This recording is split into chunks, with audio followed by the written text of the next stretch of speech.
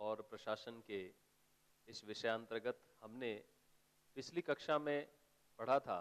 कि शैक्षिक प्रबंधन के प्रमुख तत्व कौन कौन से होते हैं, जिसमें आपको बताया गया कि विभिन्न प्रकार की जो समय सारणी है, हॉस्टल की व्यवस्थाएं हैं या प्रवेश और पाठ्य सहगामी क्रियाओं के संबंध में जो व्यवस्थाएं होती है, ये सभी शैक्षिक प्रबंधन के तत्वों के अंतर्गत आते हैं। आज हम आगे बढ़ रहे हैं अगले एक कॉन्सेप्ट की तरफ, जिसमें है एजुकेशनल मैनेजमेंट यानी शैक्षिक प्रबंधन के क्षेत्र, जिनमें प्रमुख रूप से हमारे सामने जो आप क्षेत्र देख रहे हैं, उसमें सबसे पहला जो क्षेत्र है वह है प्रोडक्शन का, यानी कि उत्पादन का। उत्पादन का संबंध है, जैसा कि किसी फैक्ट्री के अंतर्गत किसी प्रकार का प्रोडक्शन किया जाता है, तो उसी प्रकार से शैक्षिक प्रबंधन के अंतर्गत हमारा प्रोडक्शन है विद्यार्थी। विद्यार्थी के प्रोन्नति के लिए, उसके विकास के लिए हम क्या कर सकते हैं और हमारे उत्पादन को हम कितना अच्छे से अच्छा बना सकते हैं, इस विषय वस्तु के बारे में शैक्षिक प्रबंधन विचार विमर्श करता है, उसके लिए कई योजनाएं बनाता है और विभिन्न प्रकार के क्रियाकलापों के द्वारा अपने उत्पाद को श्रेष्ठ बनाने के नियमित प्रयास करता है। इसी प्रकार से दूसरे क्षेत्र के रूप में हम फाइनेंशियल जो उसका क्षेत्र है उसे देख सकते हैं। वित्त संबंधी जो कार्यक्रम शैक्षिक प्रबंधन के द्वारा बनाए जाते हैं, जिसमें वह वर्ष पर्यंत चलने वाली विभिन्न प्रकार की एक्टिविटीज और अपने स्कूल, विद्यालय, महाविद्यालय आदि में आने वाला खर्च या पुस्तकों और पाठ्यचर्या के संबंध में आने वाला खर्च, परीक्षाओं के संबंध में आने वाला खर्च और इस प्रकार की विभिन्न मदें जो विद्यालय या महाविद्यालय के समुचित प्रशासन को चलाने में कहीं न कहीं पूंजी के इनपुट के लिए जरूरी होती हैं, उन सभी का विचार करना, उनके लिए बजट बनाना, उनके लिए योजनाबद्ध तरीके से पूंजी का समान रूप से सभी क्षेत्रों में वितरण सही प्रकार से हो सके, ताकि विद्यालय या महाविद्यालय से जुड़ा हुआ जो प्रत्येक क्षेत्र है वह उन्नति के मार्ग पर अग्रसर हो सके। ऐसा एजुकेशनल मैनेजमेंट का क्षेत्र जो द्वितीय रूप में आपने देखा। इसी प्रकार अगले क्षेत्र के रूप में जो कि डेवलपमेंट है, यानी विकास से संबंधित क्षेत्र। किसी भी संस्था में जहां शैक्षिक प्रबंधन व्याप्त होता है, तो किसी भी संस्थान को विकास के शिखर तक कैसे ले जाया जा सकता है, अपने गोल्स को हम किस प्रकार से अचीव कर सकते हैं, इसके बारे में विकास के नित नए संसाधन, किस प्रकार से नवीन योजनाओं के माध्यम से हम अनेकानेक प्रकार के कार्य जो हैं वह कर सकते हैं, उनका जो क्षेत्र है वह विकास प्रबंधन के अंतर्गत आता है। अगले रूप में यदि हम देखें तो डिस्ट्रीब्यूशन का तात्पर्य है कि हम किस प्रकार से संसाधनों का वितरण हमारी संस्था के अंतर्गत करते हैं, और संस्था जो है वह मानवीय और भौतिक संसाधनों का किस प्रकार से उसकी सारी यूनिट्स में, जैसे अगर आप समझे तो नॉन टीचिंग स्टाफ के लिए क्या क्या रिक्वायरमेंट्स हैं, या अध्यापकों के लिए उनकी सुविधाओं के लिए क्या क्या रिक्वायरमेंट्स हैं, और विद्यार्थियों के खेलकूद संबंधी जो सामान है, उनकी पूंजीगत जो समस्याएं हैं, उनसे रिलेटेड संसाधनों का समुचित वितरण पूरे संस्थान में या प्रबंधन में कैसे हो सकता है, इसके बारे में वितरण प्रबंधन जो है वो विचार करता है। इसी प्रकार यदि हम अगले रूप में देखते हैं परचेज मैनेजमेंट, यानी कि क्रय करना। किसी भी विषय वस्तु को जब क्रय किया जाता है या किसी भी सामग्री को खरीदा जाता है, तो संस्थान में निविदाओं की आमंत्रणा की जाती है, टेंडर्स निकाले जाते हैं, कोटेशंस मंगाए जाते हैं। उनके द्वारा जो एक सामने वाली पार्टी या कंपनी जो हमें सामान बेच रही है, वह किस प्रकार से, किस मूल्य पर, किस गुणवत्ता का सामान हमें दे रही है, उसके बारे में विचार करना, और संस्थान में उस सामान की कितनी आवश्यकता है, कितना वहां पर उसकी प्रबल आवश्यकता है, इस आधार पर उसका विचार विमर्श कर हम क्रय प्रबंधन पर विचार करते हैं।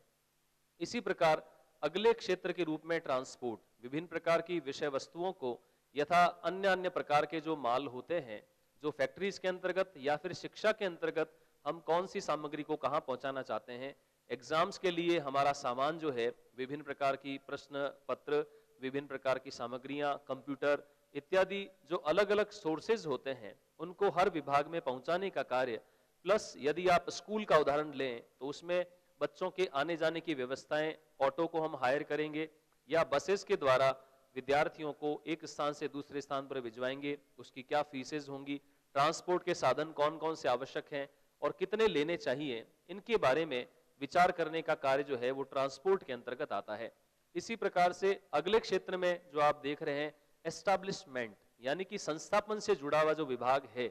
वह हमारी जो संगठन की बिल्डिंग होती है या भवन इत्यादि होते हैं, उनका रखरखाव कैसे किया जाएगा, उनके लिए कौन सी सामग्री अच्छा बनाने के लिए उपयोगी हो सकती है, किस प्रकार से कर्मचारियों के बैठने उठने की व्यवस्थाएं वहां पर अच्छी बनाई जा सकती है, कमरों को हवादार, प्रकाशदार और वहां पर रोशनी इत्यादि की व्यवस्था कैसे हो सकती है, इन सभी का कार्य। और साथ साथ में कई संस्थानों में एस्टैब्लिशमेंट के अंतर्गत कर्मचारियों का वेतन और उनकी सुविधाओं के लिए अलग अलग प्रकार की जो लीव्स होती हैं उनके वितरण का और उनका रिकॉर्ड रखने का कार्य भी एस्टैब्लिशमेंट के अंतर्गत किया जाता है। इसी प्रकार यदि हम अगले क्षेत्र की बात करते हैं पर्सनेल्स, जैसा कि पूर्व में मैंने आपको बताया था कि पर्सनेल्स यानी कार्मिक वर्ग किसी भी संगठन का एक फ्लाई व्हील यानी कि ड्राइविंग फोर्स होता है। तो उस कार्मिक वर्ग की साधन सुविधाओं के लिए किस प्रकार प्रबंधन ध्यान रखे, उनके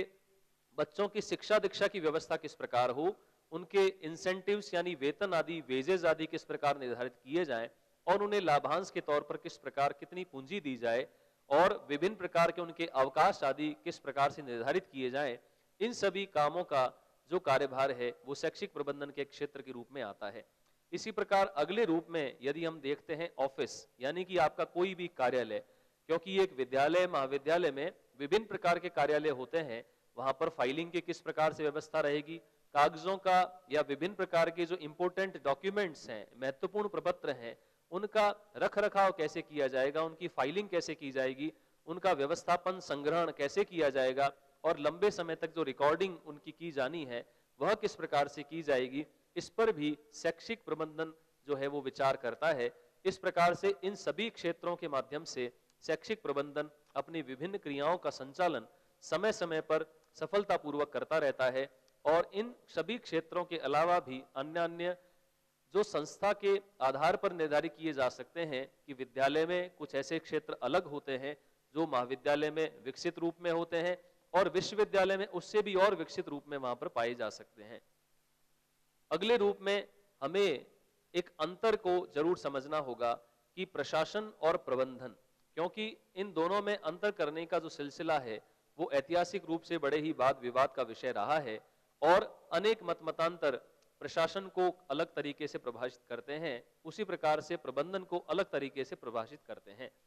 तो इसी रूप में ये जो प्रमुख अंतर यदि हम समझें, एक तरफ आपके सामने एडमिनिस्ट्रेशन को रखा गया है तो दूसरी तरफ आपको मैनेजमेंट के बारे में समझाया जा रहा है। तो एक तरफ यदि हम ध्यान देते हैं तो सबसे पहला जो बिंदु है वो है पार्ट ऑफ मैनेजमेंट, यानी कि प्रशासन जो है वो एक मान्यता के अनुसार प्रबंधन का एक अंश माना जाता है, क्योंकि प्रबंधन विविध प्रकार के निर्णय लेता है और उन्हें किस प्रकार से प्रशासित करना है यह कार्य प्रबंधन के माध्यम से किया जाता है। और इसी रूप में उसके सामने की ओर यदि आप प्रबंधन की बात को देखें तो एग्जीक्यूशन टुवर्ड्स गोल, यानी अपने उद्देश्यों की ओर किस प्रकार से क्रियान्विति हो सकती है कार्यों की, इस रूप में कार्य करता है आपका प्रबंधन। उद्देश्यों के लिए क्रियान्वयन किस प्रकार हो, इसकी योजना को निर्धारित करने का कार्य प्रबंधन करता है। दूसरे रूप में हम देखें तो रिलेटेड टू पर्सनेल्स, यानी कि प्रशासन का संबंध जो होता है वह मुख्यतः कार्मिक वर्ग से होता है। वहां पर कार्य करने वाले जो अलग अलग विभागों के कर्मचारी हैं और उन पर जो अधिकारी हैं उनके बारे में विचार विमर्श करना और उनसे संबंधित कई प्रकरणों का निपटारा करना, यह प्रशासन का मुख्य फंडा होता है। और मैनेजमेंट जो है दूसरी तरफ यदि आप देखें रिलेटेड टू रिसोर्सेज, यानी वहां पर पाए जाने वाले जो मानवीय और भौतिक संसाधन है,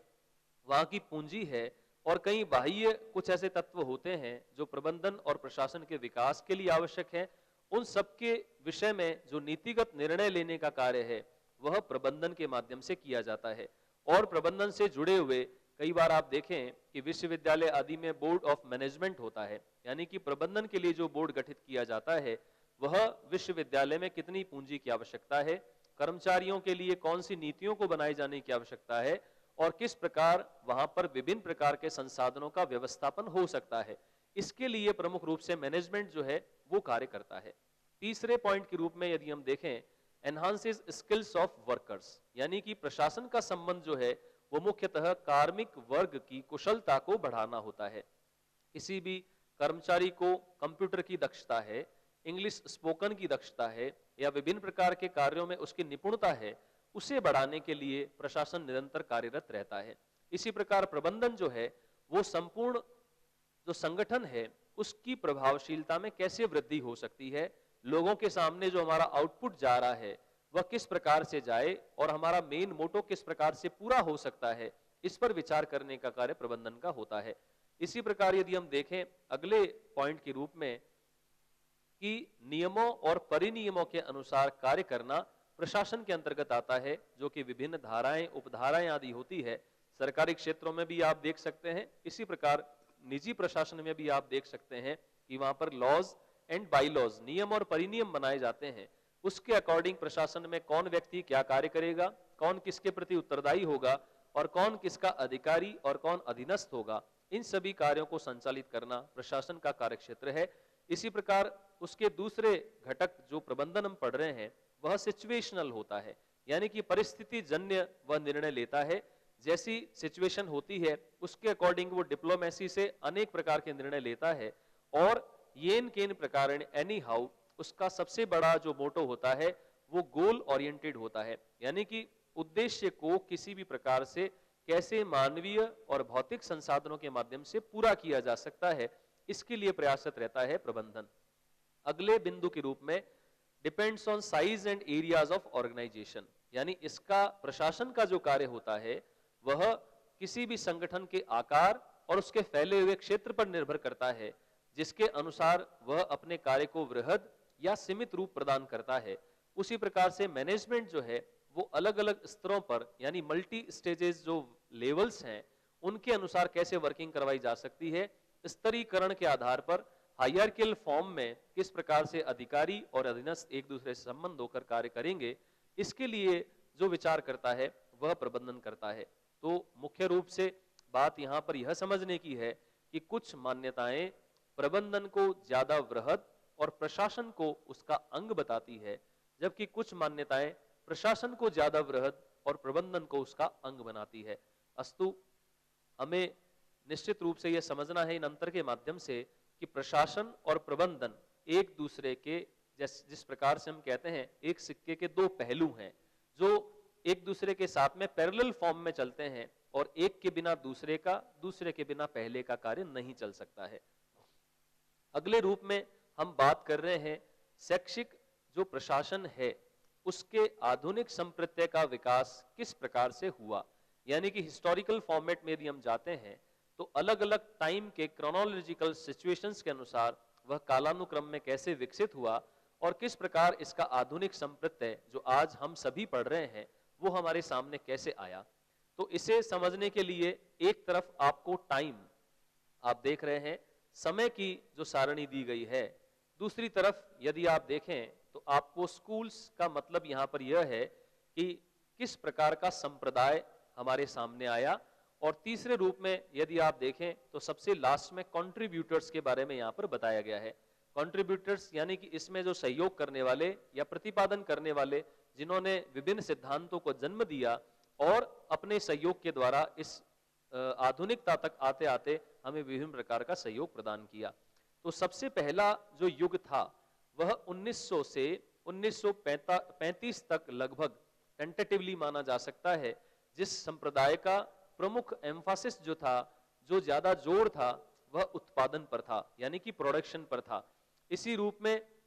यदि आप देखें कंट्रीब्यूटर्स की बात को तो वहां पर उत्पादन पर बल देने वाले संप्रदायों में प्रमुख रूप से सहयोग किया टेलर, लूथर गुलिक, फेयोल, वेबर और उर्विक जैसे अलग अलग प्रबंध शास्त्रियों ने, जिन्होंने बेसिकली उत्पादन को ही सर्वे सर्वा मानते हुए प्रबंधन का प्रमुख कार्य बताया कि वह सब कुछ छोड़कर उत्पादन पर सबसे ज्यादा ध्यान दे।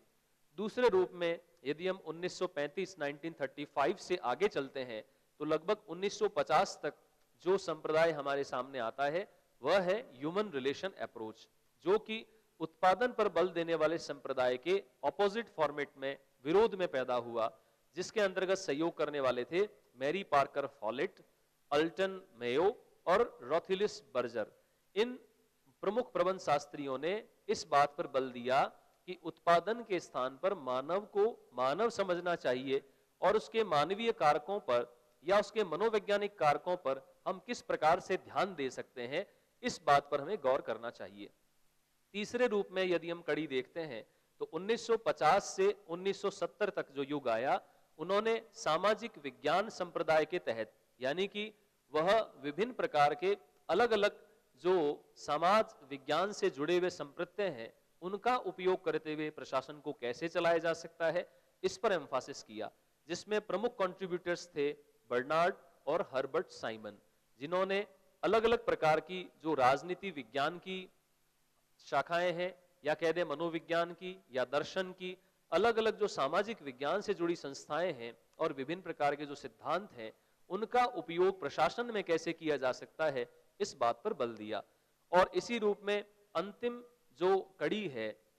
जो आज तक आधुनिकता में हम देखते आ रहे हैं, तो 1970 से वर्तमान समय तक जो अप्रोच चला आ रहा है, उसे हम समन्वित दृष्टिकोण या समन्वित संप्रदाय के नाम से जानते हैं, जिसमें प्रमुखतः कंट्रीब्यूटर हैं साइमन और थॉमसन, जिन्होंने इस बात पर जोर दिया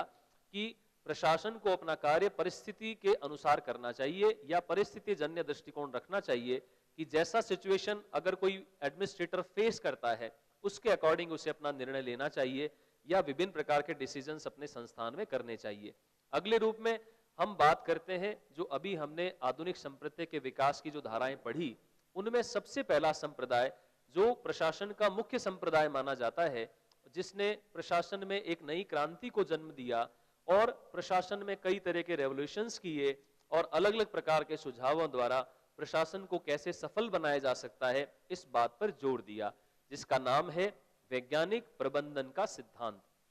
और आप देख रहे हैं जिसके जन्मदाता या प्रतिपादक थे फ्रेडरिक विंसलो टेलर। यानी कि अगर हम ऐतिहासिक परिप्रेक्ष्य पर बात करते हैं तो मुख्य रूप से तीन प्रकार के जो संस्थान या तीन प्रकार के जो संप्रदाय है उस काल में विकसित हुए थे, जिनको क्लासिकल थ्योरीज के नाम से जाना जाता है या कह सकते हैं परंपरागत सिद्धांतों के तौर पे जाना जाता है, जिसमें मुख्य रूप से वैज्ञानिक प्रबंधन सिद्धांत में आप देख रहे हैं father of scientific management Frederick Winslow Taylor जो थे, उन्हें वैज्ञानिक प्रबंध का पितामह कहा जाता है, प्रतिपादक कहा जाता है। और एक प्रकार से यह अपने आप में द्वितीय औद्योगिक क्रांति था, जिसने उद्योगों के अलग अलग विकास और प्रशासन की विभिन्न धाराओं में जो विकास है उसके लिए प्रमुख रूप से कार्य किया। और स्पेसिफिक मेथड टू वर्क, कार्य करने के लिए विशिष्ट किस प्रकार से कार्य किया जा सकता है, विज्ञान के माध्यम से या वैज्ञानिक तरीके से सोच के द्वारा किस प्रकार उत्पादन के साधनों को उन्नत बनाया जा सकता है, कर्मचारियों को, उनके सिलेक्शंस को, उनके अलग अलग कुशलात्मकताओं को बढ़ाने के लिए आप क्या क्या प्रयास कर सकते हैं, इस पर विचार किया वैज्ञानिक प्रबंध सिद्धांत ने। यूं तो 1910 में ल्यूई ब्रांडिस ने सबसे पहले वैज्ञानिक प्रबंध शब्द का प्रयोग किया था और टेलर ने अपने एक article a piece rate of system जो उन्होंने 1895 के अंदर मैकेनिज्म इंजीनियरिंग सोसाइटी के समक्ष पेश किया था और बताया था कि यदि प्रबंध और प्रशासन के प्रत्येक घटक को वैज्ञानिक तरीके से संशोधित किया जाता है तो हम निश्चित रूप से उत्पादन के कई नए आयामों को तय कर सकते हैं। और उन्होंने जो अपना प्रकाशन शॉप मैनेजमेंट था उसके अंतर्गत कई बातें उठाई, जिसमें उन्होंने बताया कि प्रबंधन का प्रमुख लक्ष्य है मैक्सिमम प्रोडक्शन, यानी अधिकतम उत्पादन पर उसे बल देना चाहिए। दूसरा, एप्रोप्रिएट सैलरी, यानी कि मजदूर जितना जिस रूप में कार्य करता है उसके अकॉर्डिंग उसे वेजेस मिलने चाहिए, उसे वेतन मिलना चाहिए या उसे जो लाभ दिए जाते हैं वो उसके कार्य के अकॉर्डिंग उसे मिलने चाहिए। तीसरा पॉइंट जो उन्होंने उठाया, ट्रेनिंग टू एनहांस स्किल्स, कि हमें जो कर्मचारी हमारे संगठन में कार्य करते हैं उनकी गुणवत्ता को, उनकी कुशलताओं को बढ़ाने के लिए उन्हें प्रॉपर ट्रेनिंग दी जानी चाहिए कि यदि कोई मशीन पे कार्य करने वाला व्यक्ति है तो उसे उस मशीन के बारे में प्रॉपर प्रशिक्षण होना चाहिए। यदि कोई टाइपिस्ट है तो उसे टाइप के लिए प्रॉपर प्रशिक्षण होना चाहिए। और इसी प्रकार कंप्यूटर आदि जो अलग अलग तकनीकी योग्यताएं हैं उन्हें हम आज के परिप्रेक्ष्य में देखें तो उन कुशलताओं की वृद्धि के लिए सबसे पहले वैज्ञानिक प्रबंध के सिद्धांत ने बल दिया। और चौथे रूप में उन्होंने ये बताया कि वहां पर efforts to betterment of relation between worker and management, यानी कि कार्मिक जो वहां पर कार्यरत मजदूर हैं या अलग अलग प्रकार के अधीनस्थ कर्मचारी हैं, उनका प्रबंधन के साथ में अच्छा संबंध कैसे बन सकता है, इसके लिए प्रबंधन को निरंतर प्रयासरत रहना चाहिए। ऐसी कुछ धारणाएं सर्वप्रथम वैज्ञानिक प्रबंध के माध्यम से फ्रेडरिक विंस्लो टेलर ने हमारे सामने रखी। अगले रूप में यदि हम बात करें कि टेलर के दृष्टिकोण के बारे में, तो उन्होंने मुख्य रूप से तो बल दिया था कि अलग अलग फैक्ट्रीज में या अलग अलग संगठनों में उनके द्वारा जो विभिन्न प्रकार के प्रयोग किए गए थे, तो उन्होंने वहां पर कुछ कमियां देखी। सर्वप्रथम उन्होंने कुछ कमियां देखी और उसके आधार पर कुछ सजेशंस दिए। उन कमियों में उन्होंने बताया कि प्रत्येक कार्य करने वाले मजदूर को यह भय होता है कि कहीं मुझे कार्य को संपन्न करने पर नौकरी से निकाल तो नहीं दिया जाएगा, या मुझे वेतन की पूर्णता या अधिकता के कारण से किसी कार्य से अलग तो नहीं कर दिया जाएगा। इस भय के साथ में एक मजदूर काम करता है, जिसके लिए जरूरी है कि हम उस मजदूर या कर्मचारी का मनोबल बढ़ाएं, उसे मोटिवेट करें, अभिप्रेरणा प्रदान करें, ताकि वो अधिक से अधिक अपना सहयोग जो है वो उत्पादन को बढ़ाने में दे सके। उन्होंने एक जो विशेष कमी वहां पर देखी कि दिन भर जो मजदूर कार्य करते हैं उनके लिए बीच में किसी विश्राम की व्यवस्था नहीं होती, जिसका इफेक्ट उनकी एफिशिएंसी पे आता है और उनकी थकान के कारक के कारण वो अधिक उत्पादन नहीं कर पाते हैं। और भी कुछ कमियों के द्वारा उन्होंने अलग अलग अपनी धारणाएं प्रस्तुत की। उनमें मुख्य जो धारणाएं हैं जिनको हम टेलर के 4 B's के नाम से जान सकते हैं, यानी कि बेस्ट मेथड्स। 4 B's में सबसे पहला जो बात उन्होंने उठाई, बेस्ट मेथड्स ऑफ वर्क, यानी कि कार्य को करने के लिए सबसे ज्यादा अच्छा साधन आपका कौन सा हो सकता है, सर्वश्रेष्ठ विधि का चयन किया जाना चाहिए। यानी कि ऑप्शंस के रूप में हमारे सामने कई विधियां प्रविधियां होती है, उनमें से उस विधि को हम चयनित करें जिसमें एक तो वह विधि सरल हो, एक उसमें खर्च कम लगे, और तीसरा उसमें समय की बचत हो, यानी समय के अनुसार हमने जो गोल निर्धारित किए हैं, जितने प्रोडक्शन के लिए हमने सोचा है, उसे हम पूरा कर सकें। तो इस प्रकार सर्वश्रेष्ठ विधि का चयन करना टेलर का फर्स्ट बी था, यानी कि बेस्ट मेथड ऑफ वर्क। दूसरा जो बी उन्होंने बताया, बेस्ट वर्कर्स, यानी कि किसी भी संस्थान में कार्य करने की जो धुरी या चालक बल है, वह है वहां का कार्मिक वर्ग। वह कार्मिक वर्ग को किस प्रकार से वहां पर सेलेक्ट किया जाए, किस प्रकार उसकी योग्यता को जांचा जाए, या उसको रखने की क्या सीमाएं परिसीमाएं हो, कितना वेतन उसे दिया जाए, क्या नियम और परिनियम के तहत उसका वहां पर सिलेक्शन किया जाए, और अन्य अन्य सुविधाओं को किस अनुपात में उसे प्रदान किया जाए, इस पर उन्होंने बल दिया। तो उन्होंने सिलेक्शंस के लिए कि बेस्ट वर्कर को चूज करने के लिए हमें विभिन्न प्रकार के मनोवैज्ञानिक परीक्षणों का यूज करना चाहिए, जिसमें बुद्धिमत्ता के परीक्षण के लिए बुद्धि परीक्षण, अभिवृत्ति, उसका एप्टीट्यूड कैसा है, या हम कहें कि उसकी इंटरेस्ट किस फील्ड में ज्यादा है, उस रुचि के अनुसार उस प्रॉपर पोस्ट के लिए वो कर्मचारी क्या सुटेबल है, तभी उसे वहां पर सेलेक्ट किया जाना चाहिए। तो इस प्रकार उन्होंने विभिन्न मनोवैज्ञानिक परीक्षणों के माध्यम से कर्मचारियों के, बल्कि उत्तम कर्मचारियों के चयन पर अधिकतम बल दिया। तीसरे रूप में यदि हम बात करते हैं, बेस्ट मेथड्स ऑफ इंसेंटिव्स, यानी कि अगर किसी भी कर्मचारी को वहां पर कार्य करने के लिए कोई लाभांश दिया जाना है, तो उसका एक बेस्ट मेथड होना चाहिए, एक अलग तरीका होना चाहिए कि उसे वेतन के अलावा वहां पर कौन कौन से लाभ या परिलाभ दिए जा सकते हैं, जो उसकी उन्नति के आधार पर निर्धारित किए जाए, कि जितना वर्कर काम करता है, जिस रूप में उसका कंट्रीब्यूशन होता है किसी भी संस्थान में, उसके अकॉर्डिंग उसकी सैलरीज को निर्धारित किया जाए। इसमें एक मोस्ट इंपॉर्टेंट बात ये ध्यान में देने की है कि उन्होंने आर्थिक और अनार्थिक कारकों को दो विभिन्न घटकों के द्वारा हमें बताने की चेष्टा की, जिसमें फाइनेंशियल या आर्थिक रूप से जो प्रोत्साहन उसे दिया जाता है पैसे की मदद के द्वारा या वेतन के साथ में लाभ के द्वारा, इसे उन्होंने कॉन्टेक्स्ट फैक्टर कहा। कॉन्टेक्स्ट फैक्टर इसलिए कहा क्योंकि इकोनॉमी यानी आर्थिक संबल जो है वो ऐसा है कि यदि आपको प्राप्त होता है तो आप उसे संतुष्ट हो भी सकते हैं, और प्राप्त होने पर यदि आपकी अपेक्षाएं ज्यादा है तो आप उससे असंतुष्ट भी हो सकते हैं। इन दोनों संभावनाओं को देखते हुए इसे प्रसंग कारक कहा गया, और जो नॉन फाइनेंशियल यानी अनार्थिक रूप से जो प्रोत्साहन है उन्हें कंटेंट फैक्टर का नाम दिया गया, क्योंकि यदि हम मानवीय तरीके से या विभिन्न मनोवैज्ञानिक आवश्यकताओं की पूर्ति किसी कर्मचारी के लिए करते हैं, तो वह निश्चित रूप से उसे संतुष्टि ही प्रदान करता है। तो यह जो वर्गीकरण एक प्रकार का आर्थिक और अनार्थिक के लिए दिया गया था, उसका सहयोग हसबर्ग के माध्यम से हम याद रख सकते हैं। हसबर्ग ने ये कॉन्टेक्स्ट और कंटेंट फैक्टर के बारे में सबसे पहले हमें बताया। तो अंतिम रूप से हम टेलर के जो चौथे बी की बात कर रहे हैं, उसमें best method of relation between the employee and employer,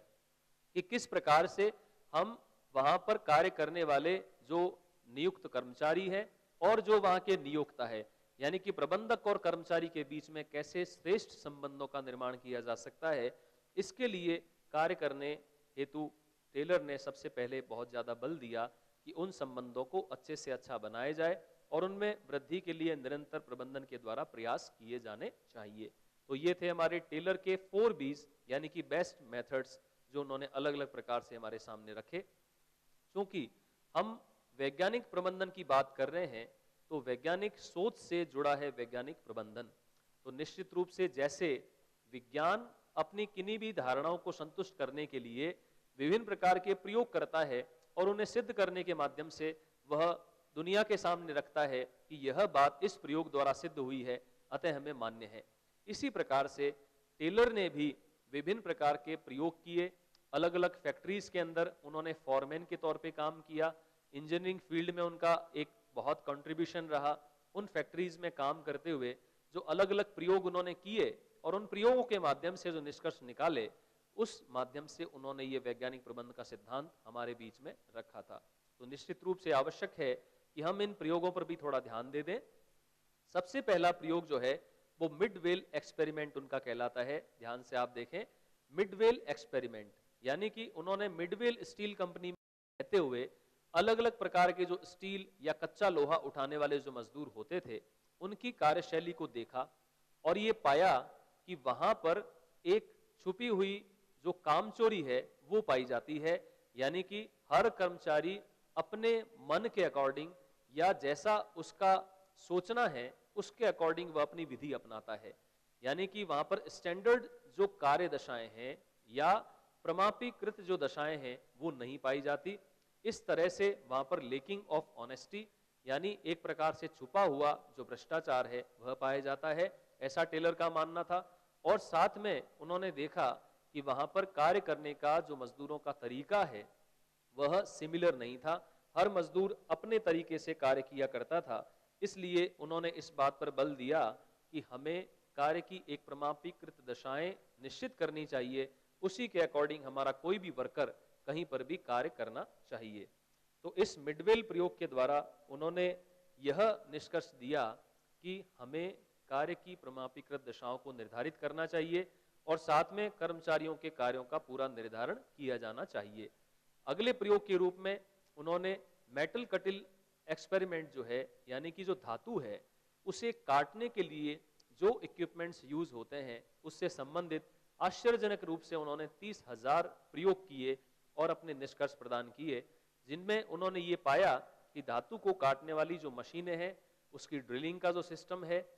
उसके जो अलग अलग ब्लेड्स हैं जो काटने में सहयोग करते हैं, उनमें एप्रोप्रिएट स्पीड नहीं है, यानी कि वहां पर सही रूप से वो गति नहीं है उसका सही कोण चयनित नहीं किया जा रहा, और उसकी जो गहराई और काटने की जो उसकी दिशा है वह निश्चित रूप से वैज्ञानिक नहीं है। इस कारण से वह ऑल ओवर काटने की जो उत्पादन का जो प्रबंध है उस पर बुरा प्रभाव डालती है। तो इससे उन्होंने निष्कर्ष निकाला कि यदि मशीनों की ड्रिलिंग करने की जो कोण है, एंगल है, और उनकी गति का जो निर्धारण है उसे यदि वैज्ञानिक बना दिया जाए या अकॉर्डिंग टू रूल्स बना दिया जाए तो हम उस उत्पादन को अधिकतम बढ़ा सकते हैं। इसी रूप में अगला जो एक प्रयोग उनका बहुत प्रसिद्ध माना जाता है, बेथलेहेम जो प्रयोग उन्होंने किया, तो उन्होंने इस प्रयोग के दौरान यह पाया कि वहां पर कार्य करने वाले, बेथलेहेम के अंदर जो कार्य करने वाले मजदूर थे वहां की फैक्ट्रीज में, तो वहां पर कार्य करते समय मजदूरों के लिए लंबे कार्य के दौरान विश्राम की कोई व्यवस्था नहीं पाई जाती थी। और इसी तरह से कच्चा लोहा उठाने के जो उनके तरीके थे उनके अंदर भी अलग अलग प्रकार का जो प्रॉपर एक कलेक्शन का